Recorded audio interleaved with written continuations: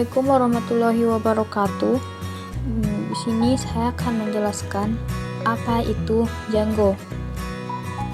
Nah, sebelum itu mari kita berkenalan dengan Django-nya terlebih dahulu. Nah, apa itu Django? Nah, Django itu merupakan salah satu web framework yang ada di bahasa pemrograman Python. Django itu dibuat pada tahun 2003 oleh Adrian Holofati dan Simon Willison. Mereka itu web programmer di kantor surat kabar Lawrence Journal World, Kansas di US. Mereka berdualah yang memulai pertama kali karena ingin membuat web server dengan menggunakan Python. Karena di Python itu mudah melakukan analitik yang mempunyai fungsi untuk memudahkan kita melakukan analisis data. Dan mereka berdua yang akhirnya membuat sebuah framework dan dikembangkan sekarang hingga menciptakan dan merancang sebuah framework yang dinamakan Django. Nah, mengapa Django menjadi salah satu framework terkenal yang dipakai orang-orang? Karena Django itu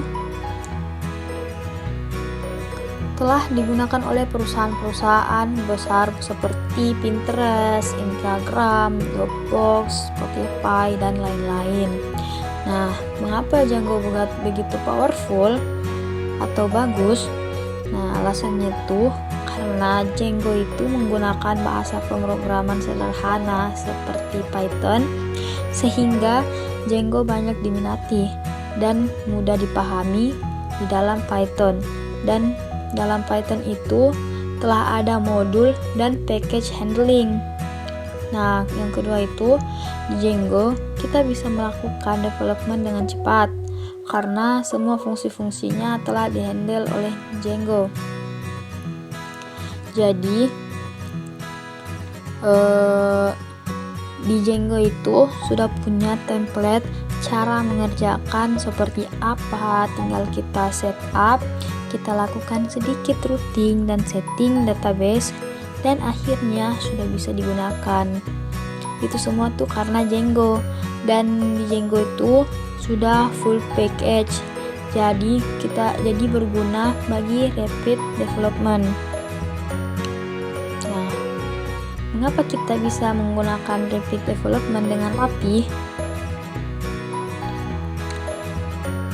Karena di Django itu menggunakan arsitektur model view controller atau arsitektur MVC. Nah, arsitektur MVC itu model view dan controller adalah komponen atau ide yang memisahkan entitas antara view yang artinya presentasi ke user, controller yang mengatur alur data dan alur request, dan model adalah semacam struktur yang bisa kita ambil dari database. Untuk alur MVC atau model view controller, kita di sini saya ibaratkan itu kita punya user yang menggunakan website yang tidak mempunyai query ke database yang disebut sebagai website static. Nah, di sini kita melakukan arsitektur MVC di Django itu ini dijabarkan dalam bentuk URL config, views, model, dan template. Nah, ini ada klien itu. Secara umumnya itu dilakukan oleh user atau klien yang akan melakukan request kepada URL config. Nanti di sini akan dipilih view yang cocok dengan requestnya. Nah, di view akan menampilkan template sesuai dengan request. Lalu, view akan meminta data pada model.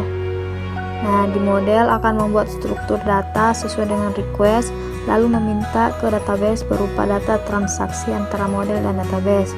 Setelah itu dikirim ke model, lalu akan merespon data ke views. Nah, ini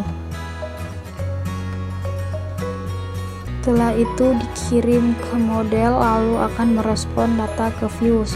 Dari Views akan memilih template HTML yang cocok untuk ditampilkan ke web page. Nantinya, template tidak akan berkembang secara eksponen pada saat mendevelopment website. Nah, ini tuh bentuk project websitenya, URL config views model template yang dinamakan sebagai app.